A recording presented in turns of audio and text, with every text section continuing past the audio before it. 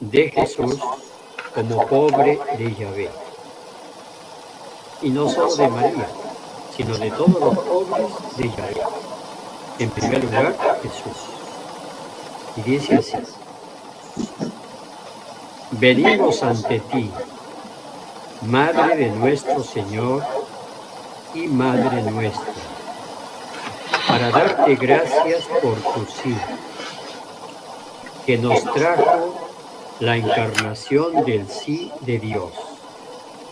Y la encarnación del sí de Dios es el fruto de tu vientre, Jesús. Y nos transmite la vida en toda su plenitud. Te pedimos, Madre, que nos enseñes a decir nuestro propio sí, con la fe y el valor que tú tuviste. Tú que sabes lo que es, lo que cuesta decir y vivir esta palabra, protege la integridad y la alegría de nuestro sí. Pide por nosotros, a tu Hijo, la gracia de repetirlo siempre, en un abandono cada vez mayor, y experimentar así cómo ese abandono ensancha el sentido de nuestra vida.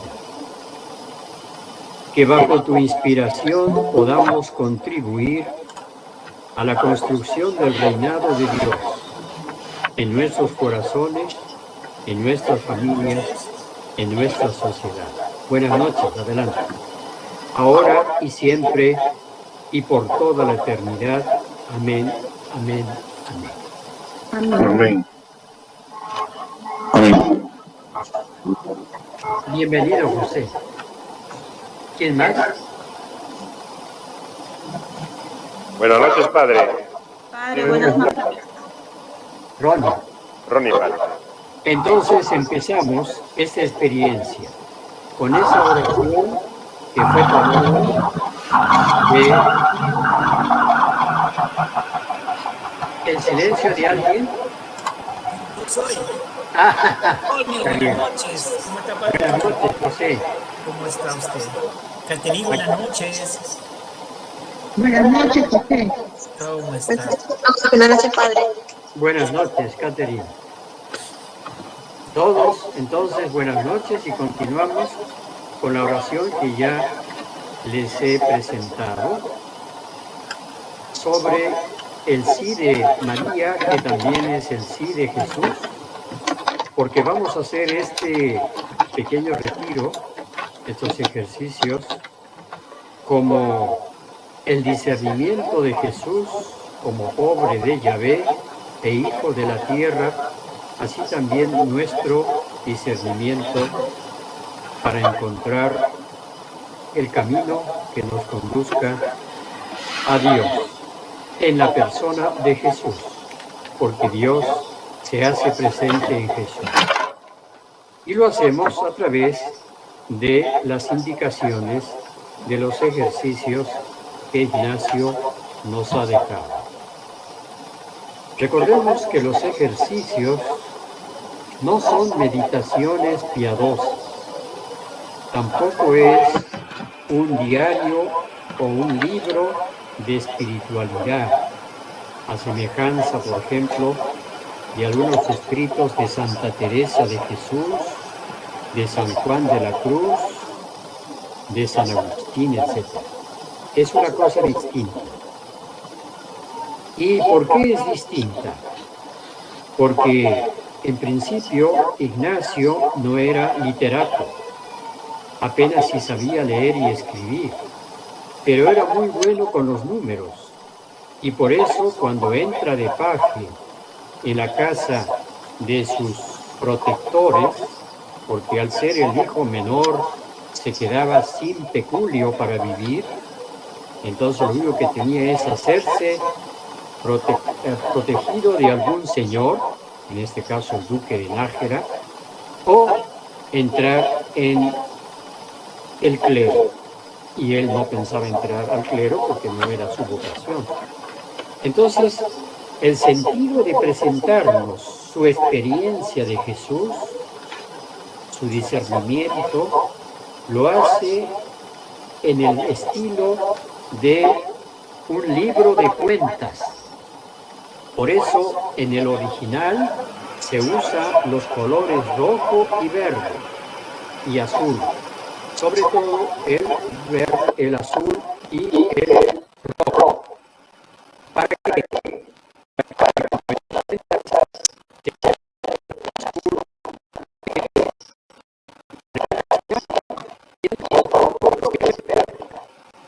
eso es lo que nos transmite. Por eso nos dice la oración primera y segunda oración primera de los ejercicios. La primera oración es que por este nombre de ejercicios espirituales se entiende el modo de examinar la conciencia, examinar la conciencia. No se examinar su cuerpo, tampoco no es nuestra conciencia. Por vivir la conciencia.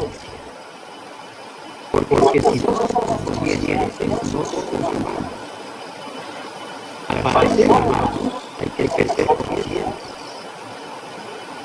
Entonces, lo que la ejercicio propone en los ejercicios es encontrar conscientemente con el Señor.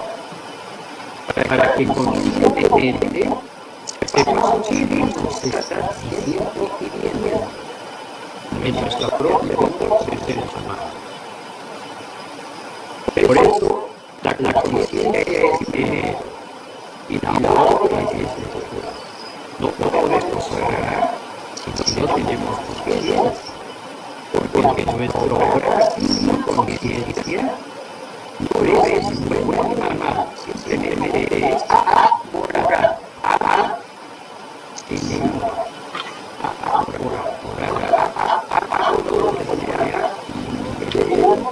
Y en la también es orar.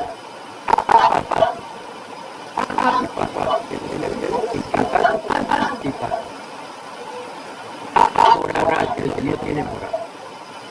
Entonces, tenemos que tener conciencia para ser conscientes de nuestros actos. Porque si no somos conscientes, entonces no podemos arrepentir de nada. Porque podemos captar qué cosa es lo que hemos hecho. Porque yo, por ejemplo, no es consciente todavía. Digamos cosas que no completamente. Y por eso puede el ser juzgado por sus actos.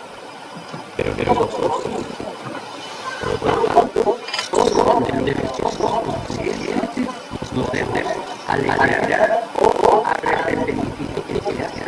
Solo debemos ser conscientes, nos debemos alegrar, si es lo mismo, o no nos debemos arrepentir de que se haga. Y eso es lo que pretende los ejercicios en verdad. Por eso en nuestro vocabulario espiritual la presentación de los ejercicios como devociones piadosas, meditaciones con lágrimas y sollozos, etc. No se trata de eso. Es agarrar un mazo y darnos en la cabeza hasta despertar.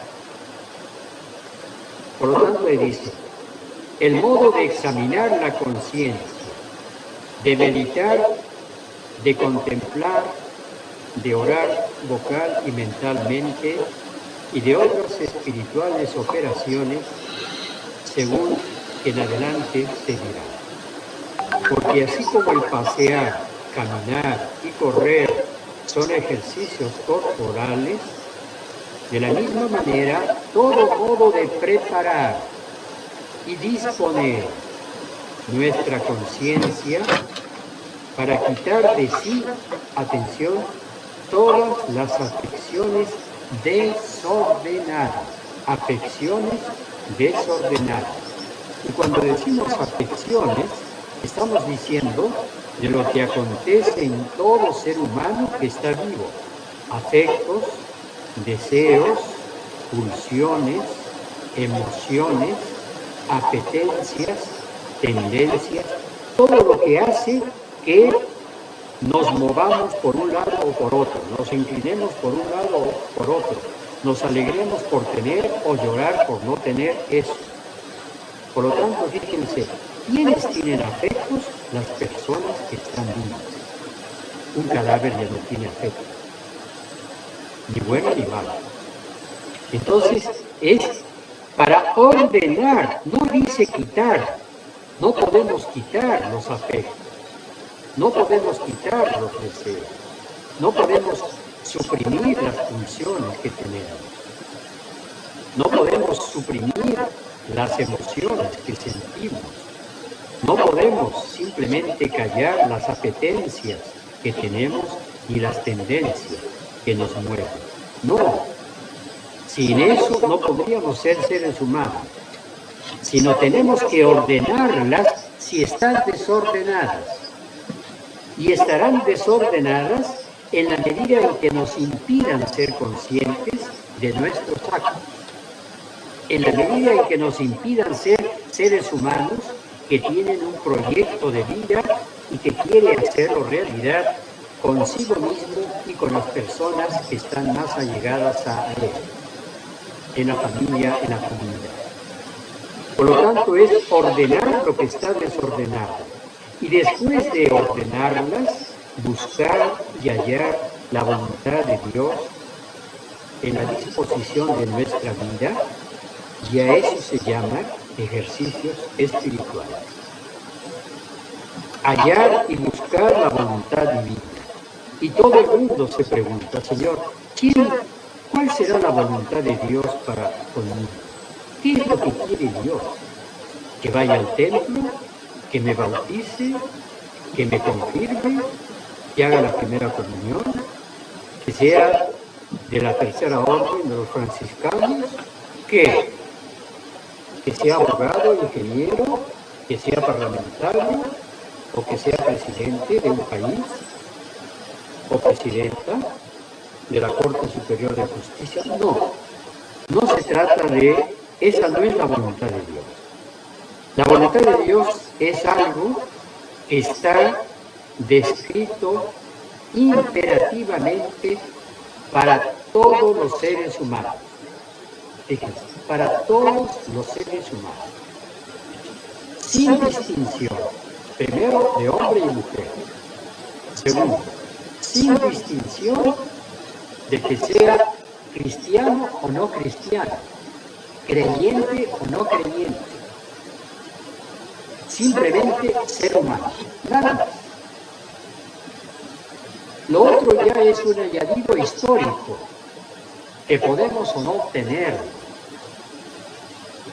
Podemos ser judíos si hubiésemos nacido, por ejemplo, en Judea, o árabes, maometanos, si hubiésemos nacido en Arabia, o seguidores de Lao Tse si hubiésemos nacido en Corea o en la China. ¿Se dan cuenta? Por lo tanto, no escogemos eso.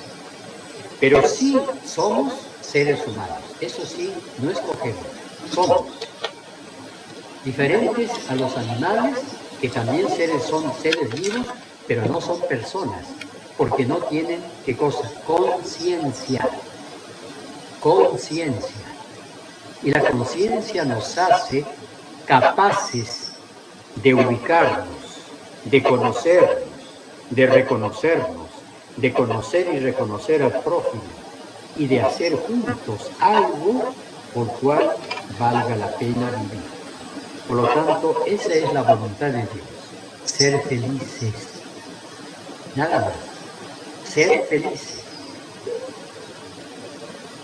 No quiere que seamos religiosos, no quiere que seamos católicos, no quiere que pertenezcamos a una orden religiosa, qué sé yo, a los populares, a los a los verbitas o a los del Opus Dei, no, sino a todos los seres humanos, sin distinción de la fe y de la creencia que obtienen y adquieren cuando ya son mayores.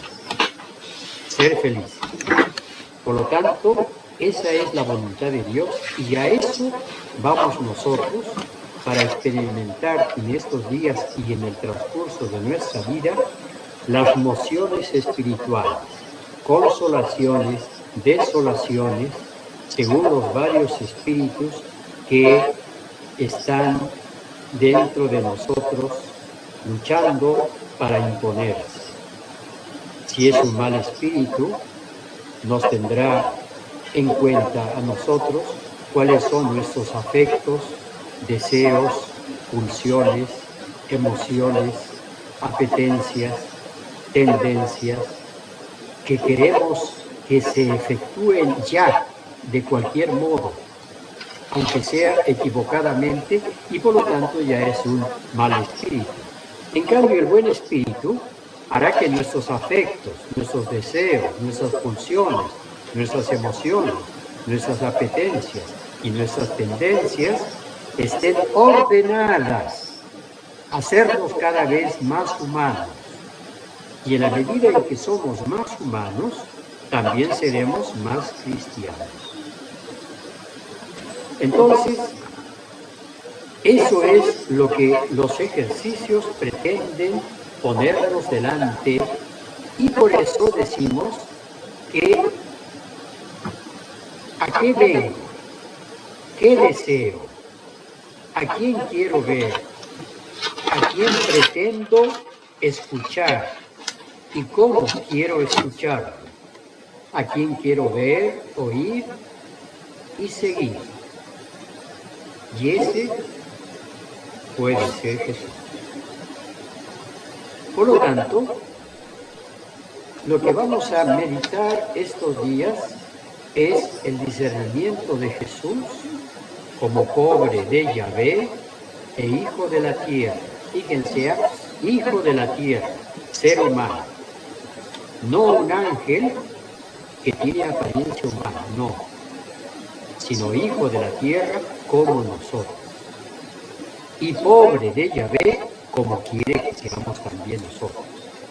Y por lo tanto, nos pone justamente en la primera semana como un gran pórtico de entrada en los ejercicios el principio y fundamento. ¿Cuál es nuestro principio y fundamento? ¿Qué pretendemos en la vida? ¿Qué buscamos en la vida? ¿Qué esperamos en la vida?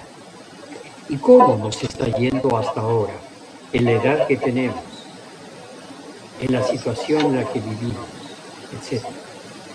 Por eso dice sintéticamente, escrito ya, el hombre y la mujer son criados para alabar, hacer reverencia y servir a Dios nuestro Señor, y mediante esto salvarse.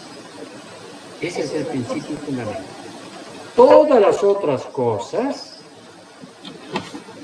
son creadas para ese hombre y esa mujer, para el ser humano. ¿Para qué? Para que le ayuden para seguir y conseguir el fin para el cual es creado. De donde viene el discernimiento. Tanto cuanto he de usar de las cosas o quitarme de ellas si me estorban o me impiden llegar al fin al cual estoy destinado. Y por eso tengo que hacerme indiferente. Indiferente significa no la indiferencia castellana, sino hay que hacerse neutral. Es decir, libre también, libre. Indiferente es libertad. Libre sin de una manera o de otra inclinarme a un lado o a otro, no. Sino esperar que se aquieten las aguas. ¿Por qué? Porque cuando vamos al campo y vemos un torrente de agua, una sequía, y esta sequía está removida, ¿qué vemos en esa sequía? Agua turbia. ¿Podemos ver lo que hay dentro? No podemos. Tenemos que esperar a que las aguas se aquieten, entonces se hacen transparentes y podemos ver cuál es el lecho de esa corriente de agua. Solo así podremos ver, y eso es lo que pretende Ignacio en los ejercicios y en estos días también. Por lo tanto, vamos a empezar con Lucas. A ver, al que leí Lucas. Padre, a mí me dijo Lucas 3. ¿Sí? Ya, pero primero es Lucas 3, del 1 al 22. Del 1 al 22, ya. Leo la cita de este padre. Sí. Ya. Del 1 al 23, ¿no? Ya. No, Lucas 3, del 21 al 22. Ah, del 21. Ok. Bautismo de Jesús, el Hijo de Dios. Un día cuando se... 21 al 22. Sí, Lucas 3, del... Versículo 21 al 22. Sí, acá está el versículo 21, dice... A ver, usted me corrige si no está bien. Dice, un día... Después de un bautismo...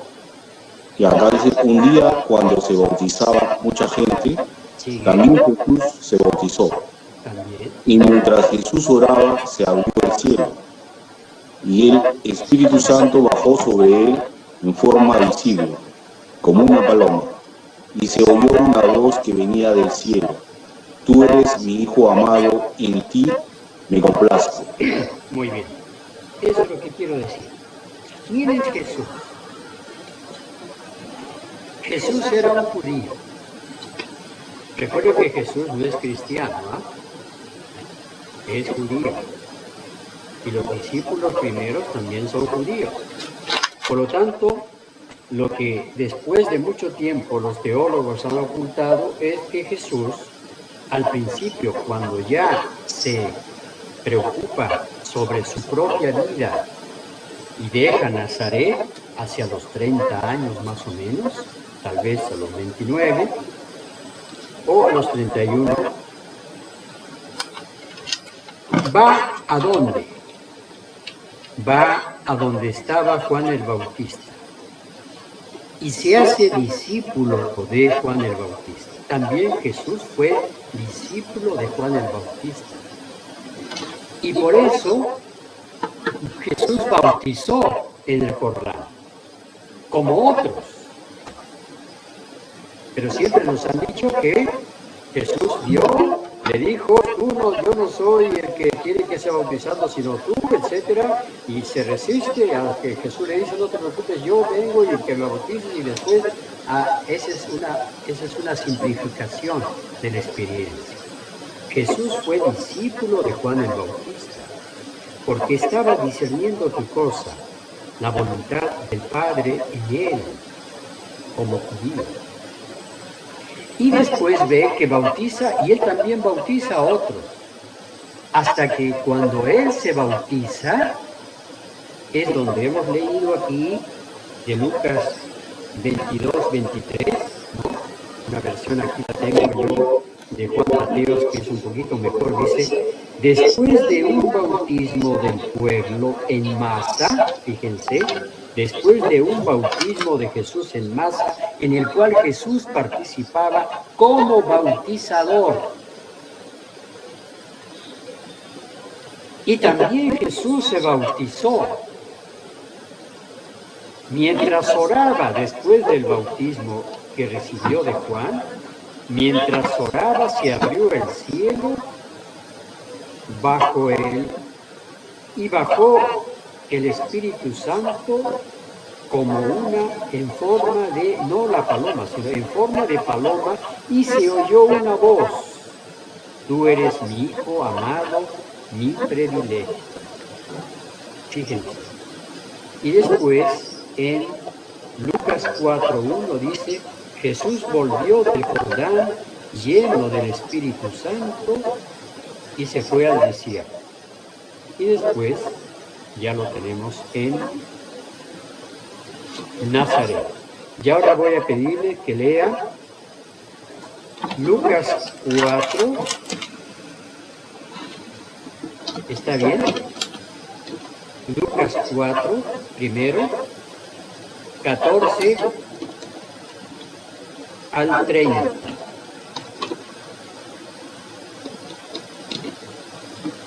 ¿A quién le tocaba? Rosita, tu micrófono está apagado. ¿Ya? ¿Ahora se me escucha? Ya, ahora sí, Lucas 4 El 14 al 30, ¿no? al 30.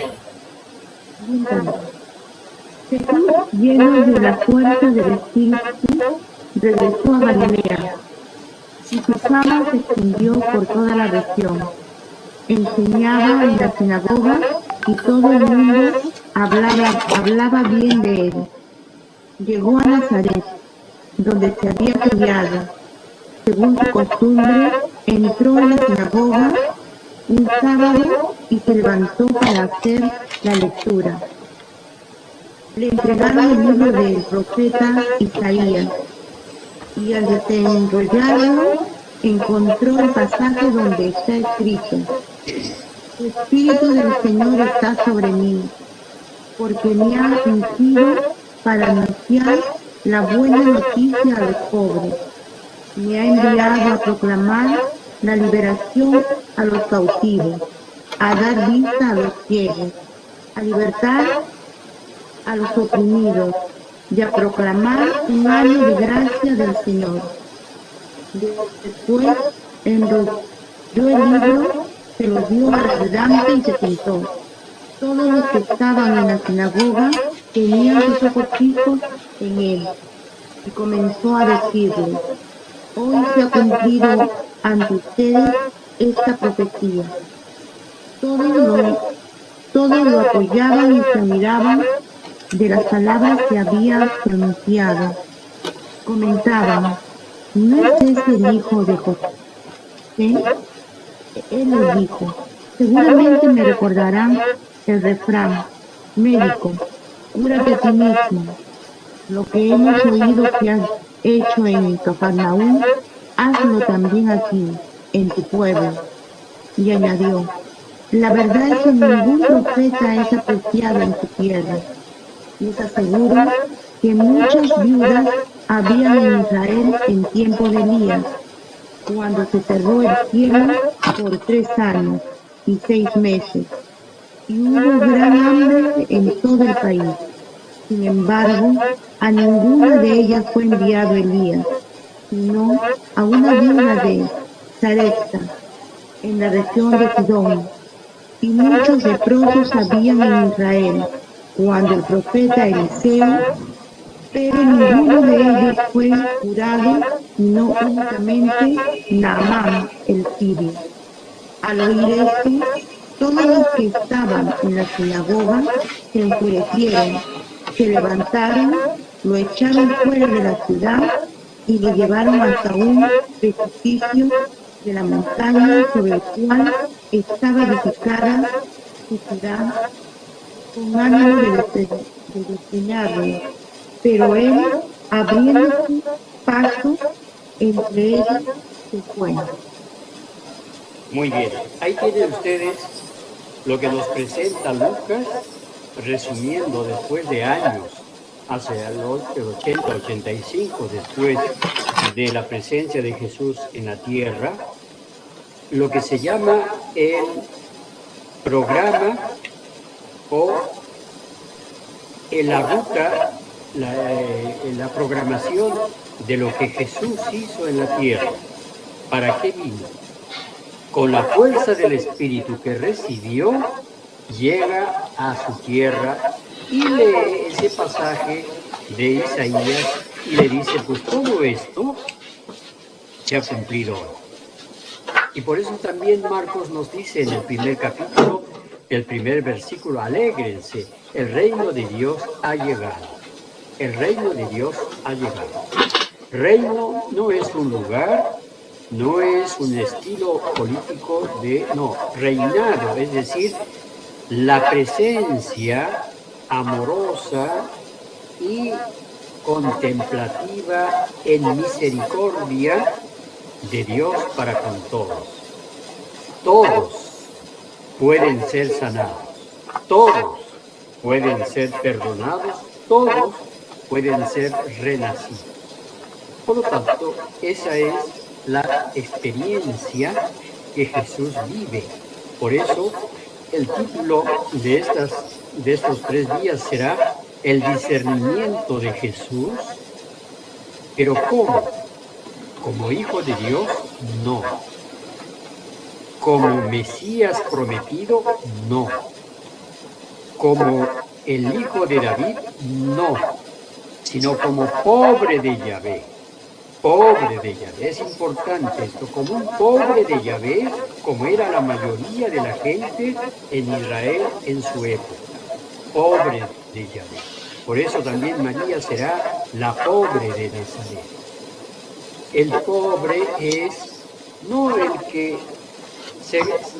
la población en ese entonces se dividía en pobres y ricos. ¿Quiénes eran ricos? Primero, los que vivían en Jerusalén. Y Jerusalén era la capital entonces de todo el reino. Y por lo tanto ahí estaba también el Imperio Romano con su gobernador. Entonces, ¿qué cosa es el rico? El terrateniente, el que posee tierras, el que posee el negocio, el comercio. En cambio, en el resto de Israel, como Nazaret, no había comercio. No eran lugares de terratenientes, sino más bien eran de qué cosa, de pobres, porque eran pastores, cultivadores y nada más. Y por eso Jesús también asume una de las funciones del pobre como es simplemente un pequeño carpintero para las cosas del campo y de la casa. Entonces es el pobre de Yahvé, el que vive con el denario. Fíjense, les voy a pagar un denario, nos dice el Señor cuando dice en la parábola de los que son llamados al trabajo, dice, en la madrugada el Señor se fue a la plaza porque necesitaba trabajadores para su viña. Entonces encontró a unos que habían madrugado y entonces le dicen, ¿ustedes quieren trabajar? Sí. ¿Quieren ir a mi viña? Sí. Muy bien. Pues entonces están contratados. Se les pagará lo que está estipulado. Un denario que era el jornal. Fíjense, el denario era un jornal. ¿Para qué? Para que con esa monedita tuviesen el alimento y el sostén de él y su familia. Y después va a pedir a la media mañana, a las 12 del día, a las 4 del día y faltando 1 hora para terminar el jornal, todavía hay gente sin haber sido contratada y lo contratan. Y al final, ¿qué dice el dueño de la viña? Paguen su jornal a todos, pero comenzando por los últimos y terminando por los primeros. Entonces, vieron que los que habían trabajado 1 hora, el jornal, un denario. Los que habían trabajado a las 3 de la tarde, el jornal, mediodía, jornal, y los primeros estaban alegres, porque, bueno, entonces nos tocará a nosotros más. ¿Pero por qué? ¿Por qué les va a tocar más? ¿Acaso no fueron contratados por un jornal de un denario? Entonces el dueño le dice, ¿por qué me impides a mí ser bueno? Si yo quiero dar a estos lo mismo que a ti qué te importa? ¿Te estoy robando? ¿Te estoy engañando? Eres un miserable. ¿Por qué tienes envidia? Actúa según tu corazón y verás que la vida no es tan simple. Por lo tanto, fíjense lo que el Señor nos está enseñando ahí como pobre de Yahvé e hijo de la tierra. Pobre de Yahvé e hijo de la tierra. Por eso, en este retiro, en estos días, lo que van a hacer durante el día es ir meditando frase por frase lo que estamos hablando. Y empezamos diciendo que todavía hay una tarea pendiente en la iglesia hasta ahora. Una tarea que a través de los siglos pasados se quiso dar una respuesta, clarificar. Pero en la medida en que daban respuesta y clarificaban, en esa medida también se tergiversaba más y en vez de encontrar un camino, encontraban una montaña que no se podía subir. Por lo tanto, fíjense, uno de los problemas que nosotros encontramos en nuestra espiritualidad, en nuestra fe cristiana, es el interrogante sobre la vida y el proyecto de Jesús, sobre la vida y el proyecto de Jesús. ¿Por qué? Porque esa vida y ese proyecto también Jesús tuvo que encontrarlo. Fíjense, encontrarlo. Pero ¿qué nos han enseñado en la iglesia? Que el Señor ya lo sabía todo, que ya Él sabía que iba a morir y resucitar, ya sabía todo. Entonces, no, cuando asume la humanidad, se hace también pobre, se hace también inteligente como todos de una manera progresiva, conocimientos de manera progresiva. Es verdad que posiblemente algunos parientes suyos vieron que era un hombre, un joven inteligente. Entonces, por eso Jesús, cuando llega, como hemos visto en Lucas, a Nazaret, después de bautizarse en el Jordán y con la fuerza del Espíritu Santo que sintió que entraba en él, lee. Por lo tanto, sabía leer. ¿Sí o no? Eso. Entonces, Jesús también tuvo que discernir su vida y el proyecto de Dios en su vida. En un mundo vital, ese trabajo que los teólogos nos van a presentar como algo ya hecho, como algo conseguido, y en base a eso van a hacer el Nuevo Testamento y lo van a interpretar como la premisa de Dios vino y cumplió su palabra en Jesús, y por lo tanto Jesús lo único que hizo fue cumplir esa palabra que ya estaba de alguna manera anunciada en el Antiguo Testamento, y por eso se buscará adaptar el Antiguo Testamento al Nuevo Testamento para justificar las cosas que Jesús hizo como Dios. Pero nos olvidamos ahí que desde el Concilio 21, que es el Concilio Ecuménico Vaticano II, pues nos damos cuenta que adaptar el Antiguo Testamento al Nuevo Testamento, o ver el Antiguo Testamento a la luz del Nuevo Testamento, es anular los dos testamentos, porque Jesús también es anulado. Jesús también entra en un proceso de discernimiento personal y social, y por lo tanto, Él vivió en el Antiguo Testamento. ¿Qué es lo que lee en la sinagoga de Nazaret? Justamente un trozo de Isaías.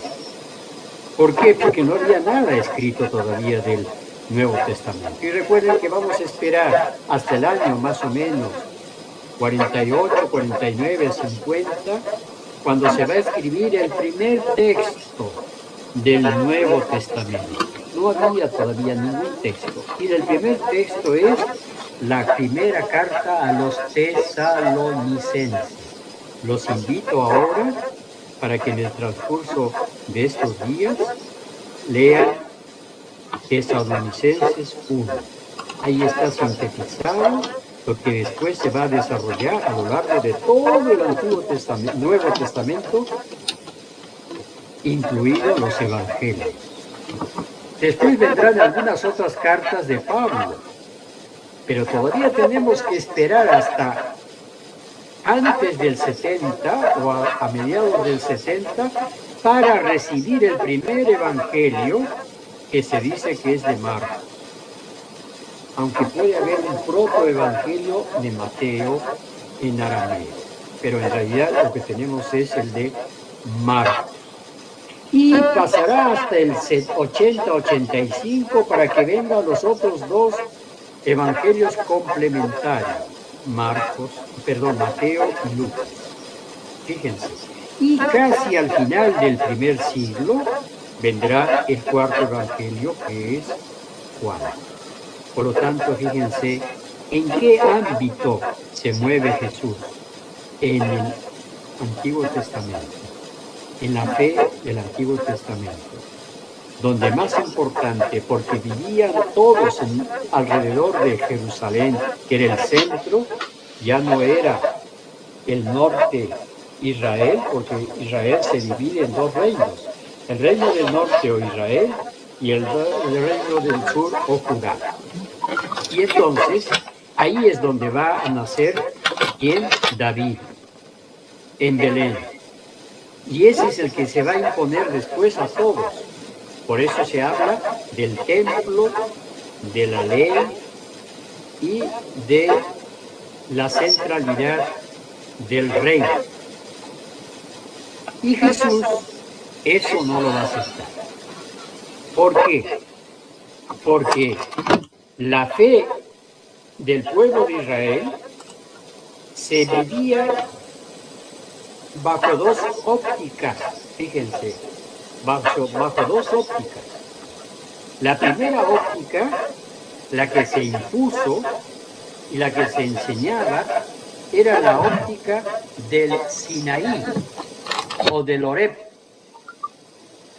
donde Moisés recibe las tablas de la ley y del cual se hace el rey David el garante del cumplimiento de esa ley.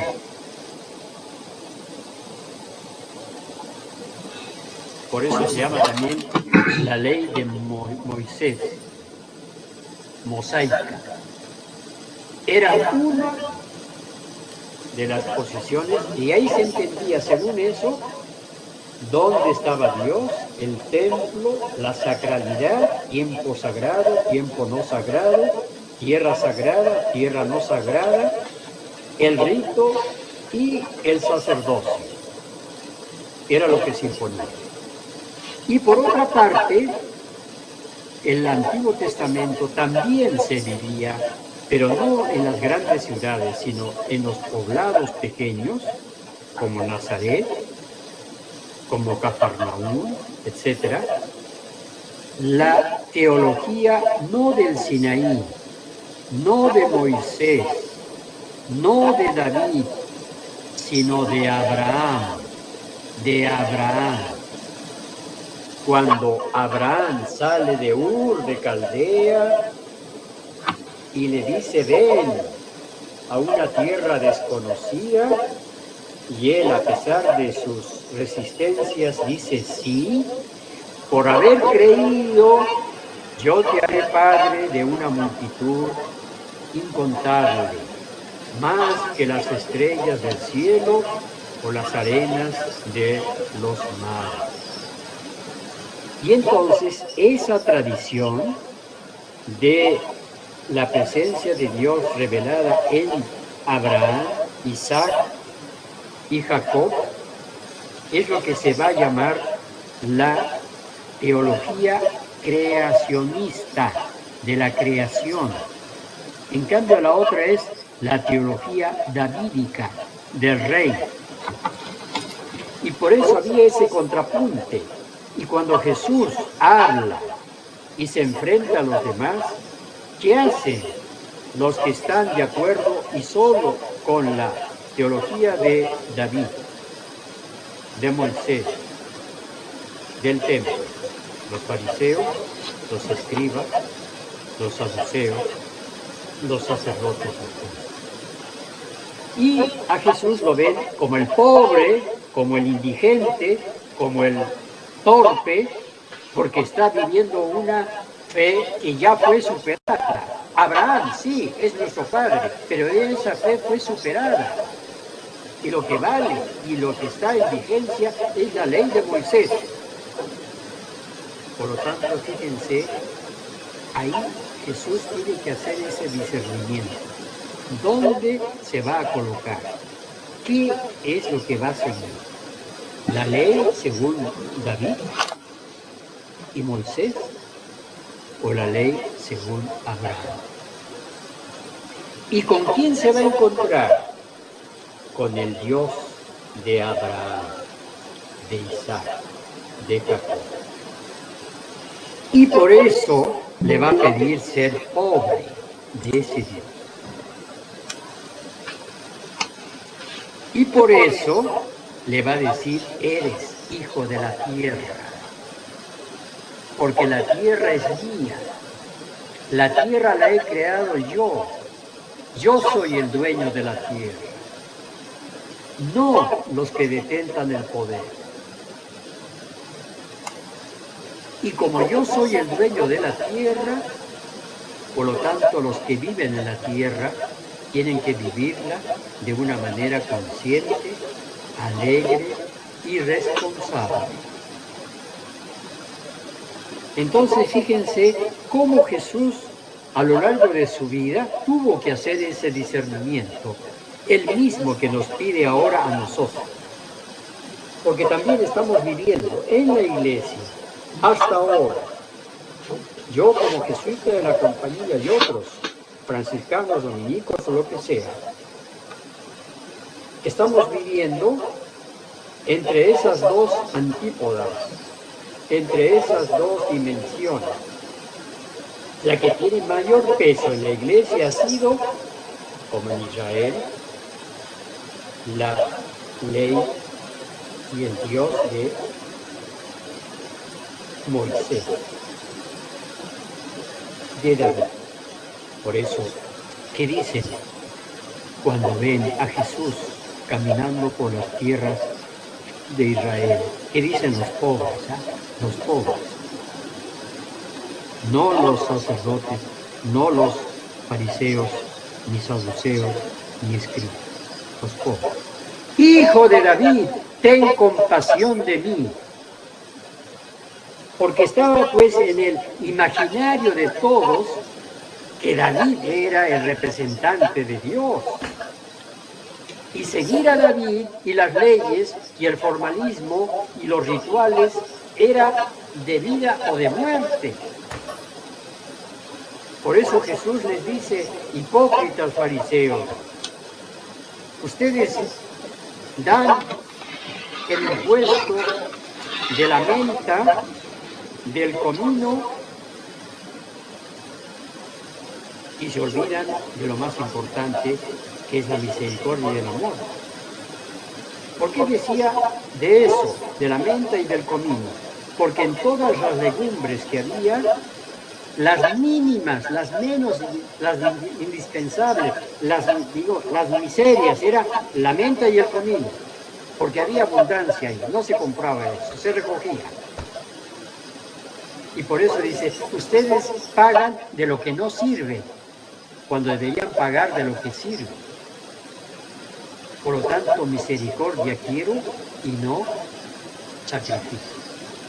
Entonces ven ustedes cómo el imaginario también en Jesús descubre la presencia de un Dios distinto al que le habían enseñado, y así lo sometían, el Dios de David, el Dios de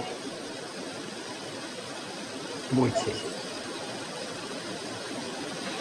Por lo tanto, ahora no, después vamos a ver lo que yo les he dicho ahí en Éxodo y Deuteronomio. Pero ahora estamos ahí. Por lo tanto, les pido ahora que lean algunos de ustedes el Salmo 3. El Salmo 3.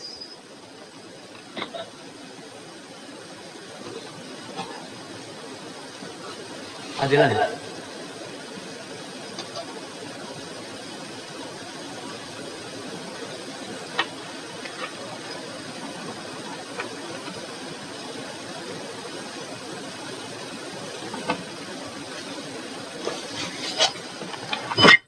¿Listo? Cualquiera, el que agarre más. Salmo 3. El Salmo está en la mitad de la Biblia. Ya, dice, ¿cuántos son mis enemigos? ¿Eso es correcto? Sí, 3. Salmo 3. Ya. ¿Cuántos son mis enemigos? El rey David, como todo cristiano, tiene un aliado más fuerte. No. Ese es una complementario. No, lee el Salmo. Ya, oh Dios, ¿cuántos son mis enemigos? ¿Cuántos son los que se alzan contra mí? ¿Cuántos los que dicen de mi vida? Dios no puede ser su salvación, mas tú, mi Dios, escudo que me ciñes mi gloria, que sostienes mi cabeza. A voz en cuello clamo a mi Señor, y Él me responde de su monte santo. Yo sea que me acueste, que me duerma. Ya sea. Sí. Sigue. Yo sé. Ya sea. No, ya sea. Ya sea. Que me acueste, que me duerma, o me levante. Sé que Dios me ayuda. No temo a los millares de esa gente que vienen contra mí de todas partes. Levántate, Señor, sálvame, oh Dios. Tú les pegas en la cara a mis contrarios y les rompes los dientes a los malos. La salvación es cosa del Señor. Manda tu bendición sobre tu pueblo. Como ven ustedes ahí, la tradición está entre ese Dios violento y ese Dios amable. Y Jesús lo que hace es rescatar de ese salmo, y vamos a ver también otros salmos, ese Dios que es no contradictorio a nuestro Nuevo Testamento, sino complementario con el Antiguo Testamento. Por lo tanto, Antiguo Testamento y Nuevo Testamento es el único testamento, ¿va? Eso de decir antiguo y nuevo simplemente lo estamos diciendo un poco para estudio y para saber que el antiguo está antes de Jesús y el nuevo después de Jesús. Pero en realidad es todo un mandamiento, testamento desde la creación hasta el final de los tiempos. Eso es importante. Por lo tanto, fíjense ahí, Nazaret es la cuna donde Jesús aprendió a orar, a ser él, a hacerse parte de una familia y a reconocer a los otros como sus hermanos y hermanas en este camino hacia el encuentro con el Señor. Por eso, al reconocer el discernimiento y reconocer los pasos del rostro del Dios vivo y verdadero por medio de la vida de Jesús, es lo que tenemos que hacer. La humanidad de Jesús, por lo tanto, lleva un carácter que tiene que ser singular, paradigmático, podríamos decir, tanto en lo referido a la pretensión histórica como a la singularidad de su accionar. Por lo tanto, ¿qué es lo importante? Es el destino de Jesús en ese pueblo que se debate entre el Dios bajo el rostro de David y Moisés y el Dios de Abraham, de Isaac y de Jacob. Ese es el discernimiento. De ahí surge, por ejemplo, la novedad de su puesta por Dios por el reino.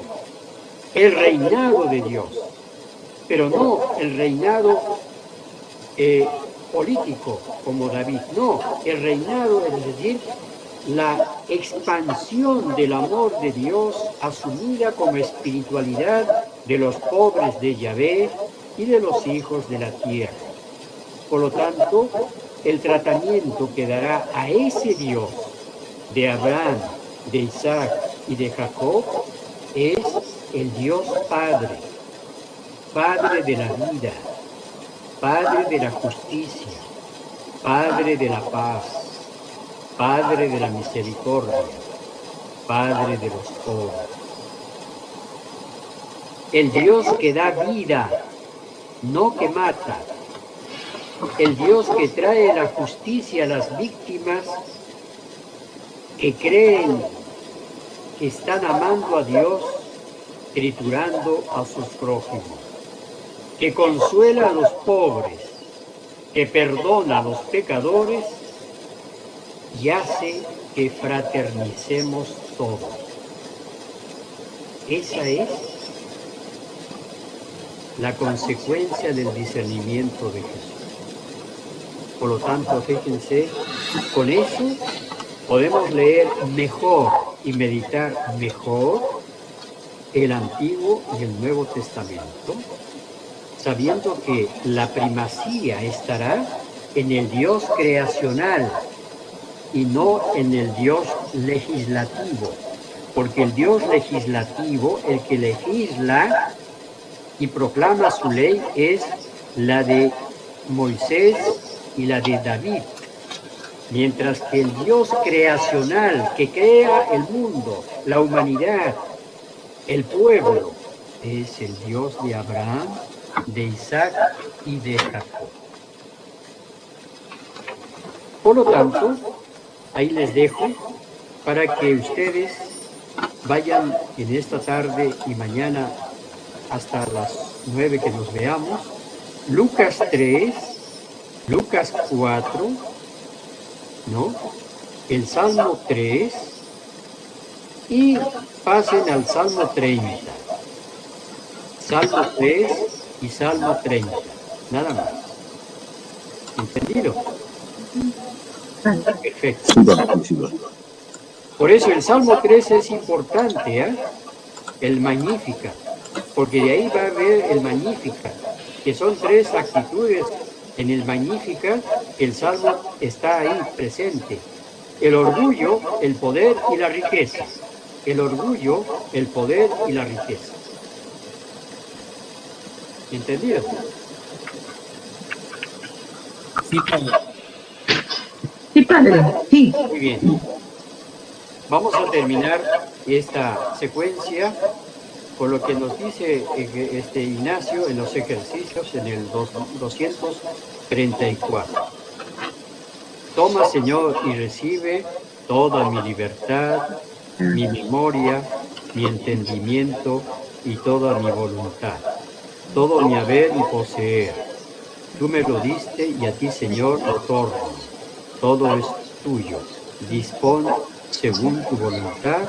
Dame tu amor y gracia, que ésta me basta. Y con la reliquia de San Martín de Porres, que me lo enviaron cuando se canonizó, justamente aquí dice: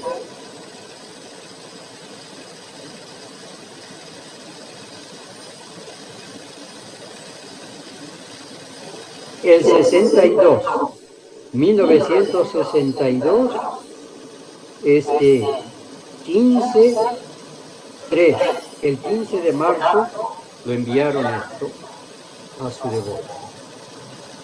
Entonces, con esta imagen de un huesito de San Martín de Porres, nos despedimos en el nombre del Padre, del Hijo y del Espíritu Santo. Amén. Entonces, nos vemos mañana, Dios mediante, a las 9 en punto. Gracias, Padre Antonio.